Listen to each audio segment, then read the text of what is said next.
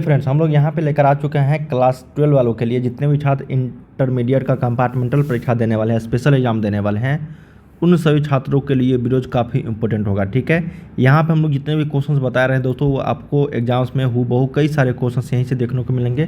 तो जितने भी छात्र एग्जाम देने वाले हैं कंपार्टमेंटल का, उन सभी छात्रों के लिए वीडियो बहुत इंपॉर्टेंट है। वीडियो को लाइक कर लीजिए सभी छात्र, चैनल को सब्सक्राइब करके वीडियो को शेयर जरूर कर देना, और किसी भी तरह का दिक्कत आती है ज़रूर हमको कमेंट करना वीडियो के नीचे। ठीक है, तो चलिए, आप लोगों का जो पैटर्न रहता है सेम टू सेम आपको एनुअल के एग्जाम की तरह ही रहते हैं, लेकिन थोड़ा सा इजी लेवल के क्वेश्चंस होते हैं। मैं आपको हर एक वीडियो में बताते रहता हूँ कि टेंशन नहीं लेना है, डरना नहीं है आप लोगों को। ठीक है, जो एग्ज़ाम जो होगा वो बहुत ही ईजी होंगे।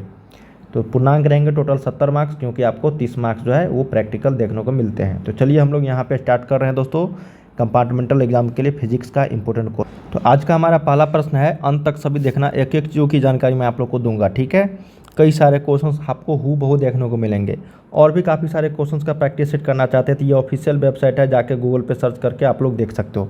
चलिए पहला प्रश्न देखते हैं। कहा गया कि प्लांक नियतांक का जो मान होगा वो क्या होता है। देखिए, प्लांक एक कांस्टेंट वैल्यू होती है, इसका मान हमेशा एक ही होता है। ठीक है, क्या होता है, एक ही जैसा।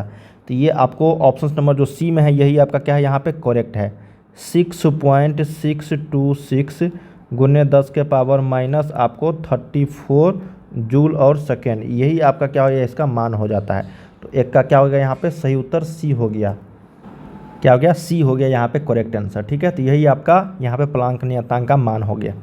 चलिए सेकेंड नंबर प्रश्न देखते हैं। कहा गया है कि रेडियो एक्टिविटी के लिए निम्नलिखित में से कौन उपयुक्त नहीं है। मतलब रेडियो एक्टिविटी के लिए कौन सा घटना यहाँ पे उपयुक्त नहीं है। नाभिकीय घटना, प्राकृतिक घटना, परमाणविक घटना, या फिर स्वतः स्फूर्त घटना। देखिए, रेडियो एक्टिविटी में तो आपको पता ही होगा दोस्तों, ये आपको नाभिकीय घटना होगा। ठीक है, एटॉमिक भी होगा, स्वतः स्फूर्त भी होगा, लेकिन आपको यहाँ पे प्राकृतिक घटना जो है ये उपयुक्त नहीं है। क्या है, ये उपयुक्त नहीं है।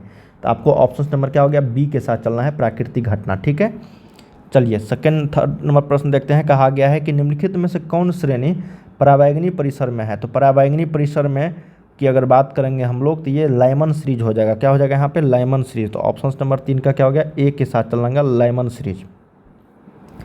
अगला है कि चांदी का कार्यफलन। देखिए यहाँ पे पूछा जाता रहा है कि word function of silver, word function of हीरा, ठीक है, डायमंड, ये सब चीज़ पूछा जाता है हमेशा, लेकिन चांदी का कार्यफलन ही पूछा जाता है। ये चीज़ आप लोग को यहाँ पे याद रखना होगा।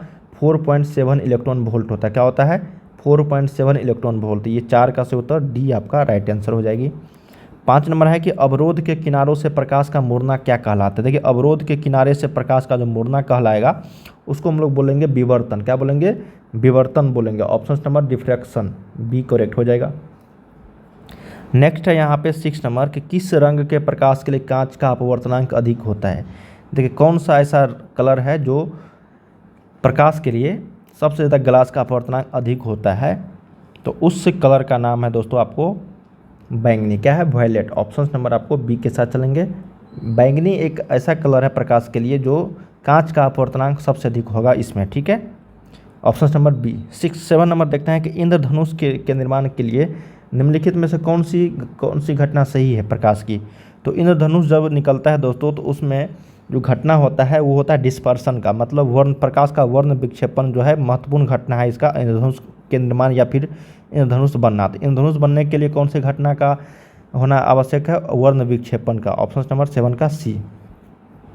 चलिए 8 नंबर देखते हैं। कहा गया कि सामान्य आंख के लिए स्पष्ट दृष्टि के लिए न्यूनतम दूरी जो होती है वो क्या होती है। देखिए, सामान्य आंख के लिए स्पष्ट सुदृष्टि जो न्यूनतम दूरी है वो है 25 सेंटीमीटर। क्या है, 25 सेंटीमीटर। ऑप्शन नंबर आपको डी जो है यही करेक्ट हो जाएगा। क्या हो जाएगा, D is the right answer. चलिए 9 नंबर देखते हैं कि प्रकाशिक तंतु जो ऑप्टिकल फाइबर होता है उसका मूल सिद्धांत क्या है, परावर्तन, प्रकीर्णन, विवर्तन, या फिर पूर्ण आंतरिक परावर्तन।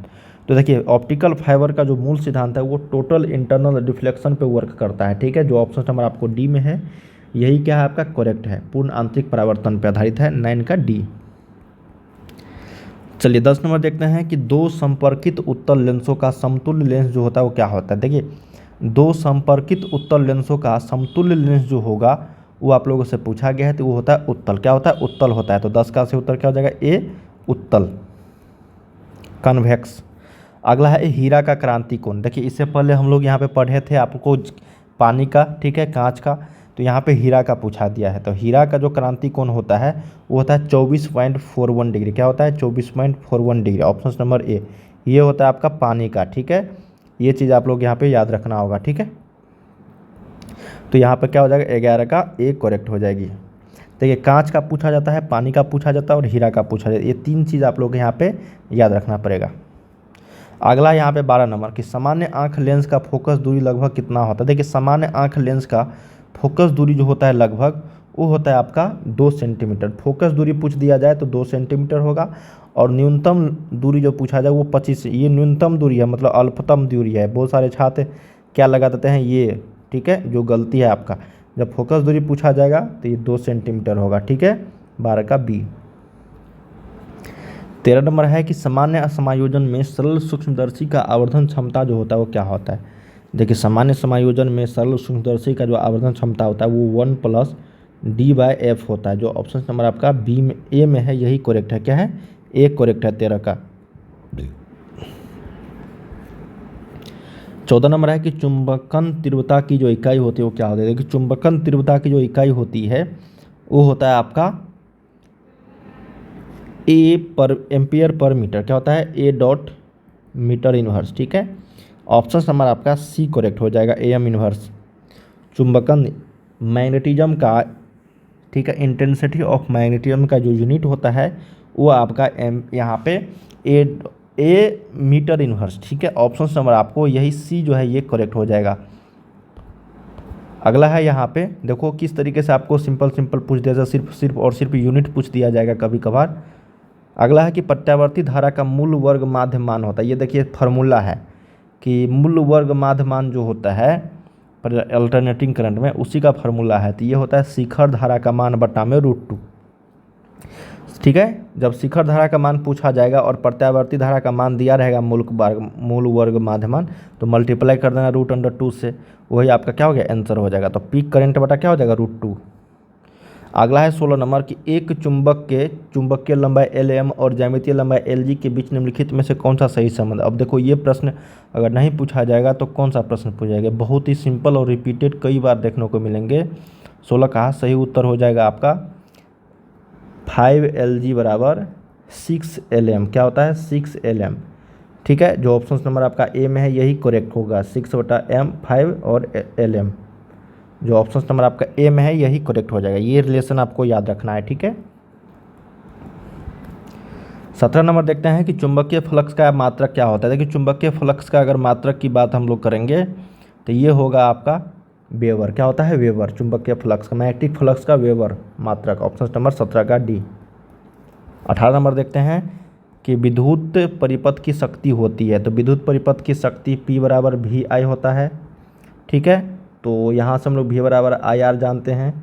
I का मान देंगे इसमें तो V/R होगा, तो P = V × V/R, तो हो जाएगा P = V²/R। ठीक है, यही आपका क्या हो गया यहाँ पे? ऑप्शन नंबर सी जो है ये करेक्ट हो जाएगा, 18 का सी।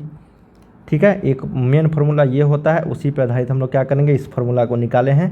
तो ये भी आपका क्या हो गया यहाँ पे? पावर का फॉर्मूला हो गया। अगला है कि किरचॉफ के बिंदु नियम में निम्नलिखित में कौन सी भौतिक राशि संरक्षित रहती है। तो उसका नाम है आवेश। ठीक है, किरचॉफ के प्रथम नियम में भी क्या होता है? यहाँ पे आवेश जो है वो राशि संरक्षित होती है, कंजर्वेटिव होती है। ठीक है, ऑप्शन नंबर बी हो जाएगा चार्ज। अगला है 20 नंबर कि एक तार का विशिष्ट प्रतिरोध निर्भर करता है। तो एक तार का विशिष्ट प्रतिरोध जो निर्भर करता है वो करता है आपका किस पे? तो पदार्थ की प्रकृति पे। ठीक है, nature of material. Option number आपको डी इज द राइट हो जाएगा यहाँ पे।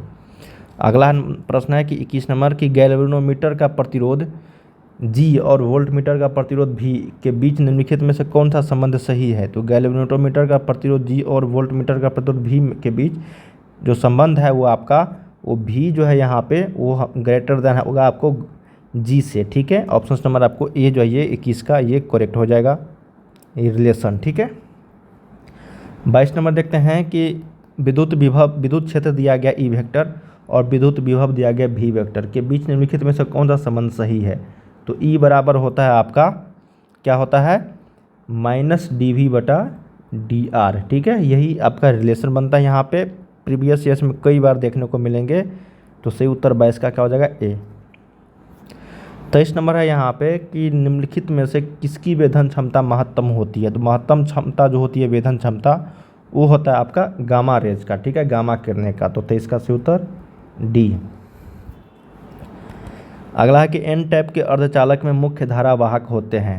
देखिए एन टाइप के अर्धचालक में मुख्य धारावाहक जो होते हैं वो होता है आपका इलेक्ट्रॉन। क्या होता है? Electron. Option number C. Next है कि एक समान विद्युतीय क्षेत्र ई वेक्टर में एक द्विध्रुव को ई वेक्टर के दिशा से थीटा विक्षेपण में किया गया कार्य जो होगा वो फार्मूला, देखिए फार्मूला है विद्युत क्षेत्र और द्विध्रुव के दिशा में यहाँ पे थीटा विक्षेपण के द्वारा।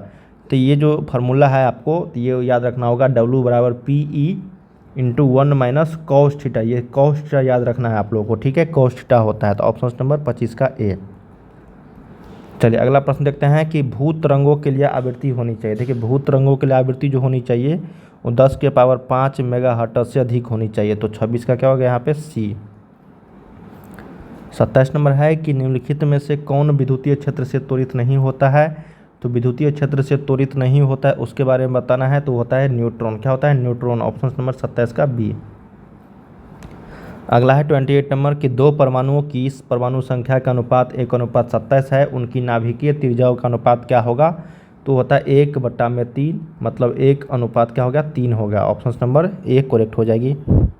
अगला है 29 नंबर की डी ब्रोगली तरंगदैर्घ्य लैम्ब्डा एवं संवेग पी के बीच संबंध जो होगा वो क्या होगा। देखिए डी ब्रोगली तरंगदैर्घ्य और संवेग के बीच जो संबंध है आपका वो संबंध आपको बताना है, तो होता है लैम्ब्डा बराबर h/p, यही इसका रिलेशन है। Option number B. चलिए 30 नंबर प्रश्न देखते हैं कि ट्रांसफार्मर का क्रोड बनता है। देखिए ट्रांसफार्मर का क्रोड की बात करें तो नरम लोहा से बनाया जाता है। ऑप्शन नंबर क्या हो गया यहाँ पे 30 का ए। 31 नंबर है यहाँ पे कि निम्नलिखित में से विद्युत चुंबकीय तरंगों में किसका तरंगदैर्घ्य सबसे कम होता है। तो सबसे कम की अगर बात करेंगे तो गामा रेज का होता है। ऑप्शन नंबर 31 का सी हो जाएगा। 32 है कि ब्रूस्टर लॉ क्या होता है। देखिए म्यू बराबर होता है आपका 10IP। क्या होता है? 10IP, याद रखिएगा। ऑप्शन नंबर सी करेक्ट हो जाएगा। अगला है कि पानी तथा कांच का अपवर्तनांक क्रम से इतना दिया गया है। ये प्रीवियस ईयर्स में कई बार देखने को मिलेंगे हूबहू प्रश्न, इसको आप लोग याद रखिएगा। इसका आंसर हो जाएगा साइन इनवर्स 9/8, ठीक है। तो यहाँ पे पूछा गया कांच से पानी में जाती हुई एक प्रकाश किरण के लिए क्रांतिक कोण। तो क्रांतिक कोण यहाँ पे साइन इनवर्स में होता है। सारे आंसर जो है ऑप्शन साइन इनवर्स में ही दिया गया है, ठीक है। तो ये आप लोग को यहाँ पे 3/2 बट्टा में 4/3, तो ये 3 जो ऊपर चला जाएगा तो 3/2 गुने 3 में यहाँ पे 4, तो ये हो जाएगा 3 3 9/8, ठीक है। तो ये साइन इनवर्स यहाँ पे 9/8। ऑप्शन नंबर 33 का ए। अगला है यहाँ पे 34 नंबर में कि ए और बी के बीच समतुल्य धारिता क्या होगी। तो इसको अगर मान निकालोगे तो इसका आंसर जो आ जाएगा वो 9। यहाँ पे देखो ये आपको क्या है पैरेलल में है। तो पैरेलल में जो होता है धारिता में तो क्या होता है जुट जाता है। तो ये हो जाएगा आपका कितना, मान लेते हैं ये ए है आपका, तो ये और ये आपका, फिर यहाँ से ये बी है। तो ये 4 माइक्रोफैराड दे दिया गया है। तो ये हो जाएगा 3 2 5 माइक्रोफैराड। अब यहाँ से ये सीरीज में आ गया तो ए और बी के लिए समतुल्य धारिता निकालेंगे तो 1/5 प्लस 1/4, तो ये हो जाएगा 5 4 9, 5 चौके 20, तो ये 20/9 माइक्रोफैराड। ऑप्शन नंबर आपका यहाँ पे सी हो जाएगा। ये 34 का क्या होगा सी यहाँ पे करेक्ट हो जाएगी। अगला है 35 नंबर की 64 समरूप बूंदें जिनमें प्रत्येक की धारिता 5 माइक्रोफैराड है, तो जिन्हें मिलकर एक बड़ा बूंद बनाती है। तो बड़े बूंद की जो धारिता होगी वो कितनी होगी, तो होगा 20 माइक्रोफैराड। तो 35 का क्या हो गया यहाँ पे सी करेक्ट आंसर हो जाएगा, ठीक है। तो दोस्तों हम लोगों ने यहाँ पे टोटल 1 से लेकर 35 क्वेश्चन तक कर लिए हैं। उम्मीद करते हैं आप लोग को जितने भी एग्जाम देने वाले हैं कंपार्टमेंटल का उन सभी छात्रों के लिए वीडियोज़ काफ़ी इंपॉर्टेंट होगा, ठीक है। तो हम लोग चलिए मिलते हैं अगले वीडियो में। बाय बाय सभी को, तैयारी करते रहिए आप लोग।